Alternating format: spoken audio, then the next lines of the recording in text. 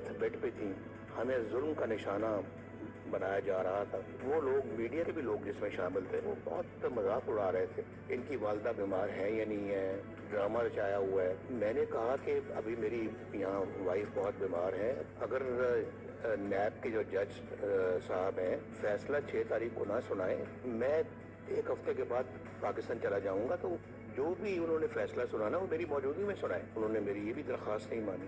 تو مقصد یہی تھا کہ الیکشن سے پہلے نواز شریف کا فیصلہ سنایا جائے، اور نواز شریف جو ہے نا وہ فیصلہ سن کے ڈر کے پھر یہیں رہ جائے. آج تو مریم ماشاءاللہ سرخرو ہو کے پاکستان سے آئی ہے الحمدللہ. مقدمہ جھوٹا تھا، لائف ڈسکوالیفیکیشن بھی سپریم کورٹ سے ہوئی، اور آج کہا جا رہا ہے کہ جناب یہ تو بڑا ڈرکونین قانون ہے اور بہت ہی یہ ڈرکونین فیصلہ ہے، قانون کہیں نہیں ہے، یہ ڈرکونین فیصلہ ہے اور ظلم ہے، سبھی سپریم کورٹ سے ہوئی. اور آج کہا جا رہا ہے کہ جناب یہ تو بڑا ڈرکونین قانون ہے اور بہت ہی یہ ڈرکونین فیصلہ ہے، قانون کہیں نہیں ہے، یہ ڈرکونین فیصلہ ہے اور ظلم ہے.